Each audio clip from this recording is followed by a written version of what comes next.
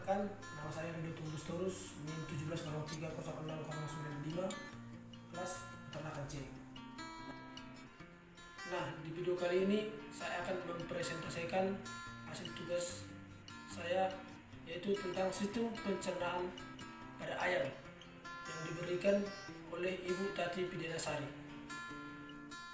Nah, untuk urutan sistem pencernaan pada ayam itu dimulai dari mulut.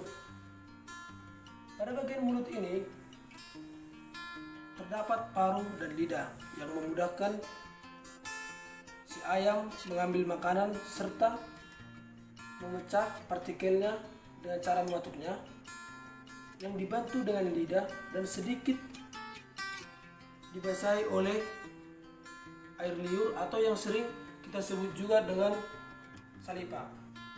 Nah, fungsi saliva itu sendiri yaitu mendorong makanan masuk ke esofagus atau kerongkongan. Nah, setelah dari mulut masuk ke saluran pencernaan, yaitu yang dinamakan dengan esofagus atau kerongkongan. Nah, kali ini saya akan membahas tentang yang ini adalah saluran sistem pencernaan pada ayam tersebut, dan yang di atas ini yaitu saluran pernapasan pada ayam. Saluran pernapasan ini mempunyai cincin rawan sehingga permukaannya agak sedikit kasar. Nah, sedangkan untuk saluran pencernaan yaitu esofagus ini tidak mempunyai cincin rawan, makanya teksturnya pun tidak terlalu kasar. Nah, pada esofagus ini juga terjadi gerakan peristaltik, yaitu gerakan otot kerongkongan yang berkontraksi yang berguna mendorong makanan sampai ke tembolok atau crop. Nah, sekarang kita masuk ke tembolok atau crop. Nah, pada crop ini makanan berhenti sementara sekaligus untuk dilunakkan.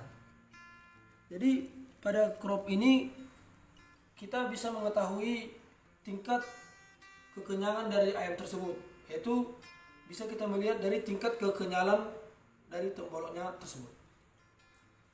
Nah, setelah dari tembolok atau crop tadi, masuk kita ke proventriculus atau sering kita sebut juga dengan lambung kelenjar. Nah, pada bagian proventriculus ini terjadi proses pencernaan secara kimiawi dengan bantuan enzim. Proventriculus yang berisi zat getah lambung atau HCl dan pepsid, amilase dan lipase membantu proses pencernaan protein. Setelah dari proventriculus dilanjutkan ke ventriculus atau yang sering kita sebut juga dengan empla atau lambung pengunyah. Dan umumnya bagian ventriculus ini berwarna merah dan sedikit warna putih ada di bagian sini. Nah, pada bagian ventriculus ini terjadi proses pencernaan secara mekanik dengan bantuan grid atau batuan kecil. Nanti kita bisa kita bedah, nanti kita lihat di dalamnya. Nah, pada umumnya ini juga dalamnya ini ada dia seperti pasir-pasir, itulah yang dikatakan dengan grid atau batu-batuan kecil. Nah, sekarang mari kita bedah. Jika dibelah, beginilah penampakannya. Ini adalah sisa-sisa pakan yang dalamnya. Dan inilah lapisan kulit yang berwarna kuning, yaitu inilah dia yang dikatakan dengan grid. Nah, setelah dari ventriculus ini selanjutnya masuk ke intestinum tenue atau usus halus. Usus halus terbagi dengan 3, yaitu duodenum, jejunum, dan ileum. Nah, ini dimulai dari sini, ini adalah usus halus yaitu duodenum, sampai ke berbentuk percabangan dari ujung U yang berbentuk U. Jika diukur menggunakan penggaris, maka dari ujung sini ke ujung percabangan dari U ini sekitar 30 cm. Nah, selanjutnya masuk ke dalam jejunum. Ini tadi kan duodenum. Jadi batas dari duodenum sampai jejunum yaitu mulai dari sini sampai ke yang ini, teman-teman. Nanti ada dia kita temukan seperti daging-daging tumbuh, daging-daging muncul yang berbentuk cabang-cabang gitu, yang berbentuk cabang satu, itu menunjukkan batas mulai dari jejunum. Nah, untuk panjang jejunum itu sendiri yaitu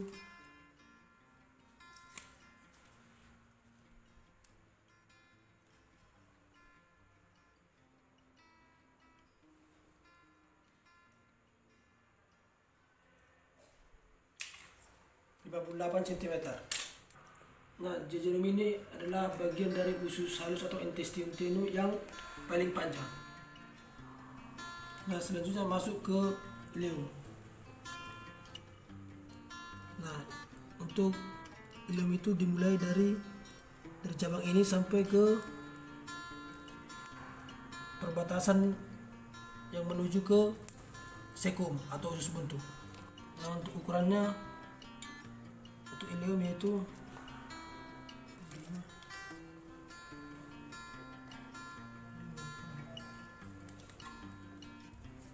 sekitar 50 cm. Nah, pada intestinum tenu ini atau usus kecil ini terjadi proses enzimatis karena usus itu ada bakteri penghasil enzim dalamnya. Enzim dalam usus kecil ini akan merubah protein menjadi asam amino, sedangkan lemak dirubah menjadi asam lemak dan gliserol. Baru selanjutnya dilanjutkan dengan pencernaan yaitu di bagian cecum atau usus buntu. Unggas ini memiliki dua saluran cecum atau usus buntu. Nah, bisa kita lihat ini. Pada saluran cecum ini terjadi pencernaan karbohidrat, protein, dan absorpsi air. Nah, untuk pencernaan selanjutnya yaitu usus besar. Ukuran usus besar ini berdiameter 2 kali dibandingkan dengan diameter usus kecil. Nah, untuk usus besar ini fungsinya yaitu merombak sisa-sisa pakan yang tidak tercerna menjadi feses. Dan pada usus besar ini juga fungsinya yaitu mengatur keseimbangan air pada tubuh ternak ayam tersebut. Nah, sampailah kita di proses pencernaan yang terakhir yang terjadi pada kloaka. Kloaka merupakan tempat pengeluaran sisa-sisa atau ampas dari pencernaan atau feses dan urin.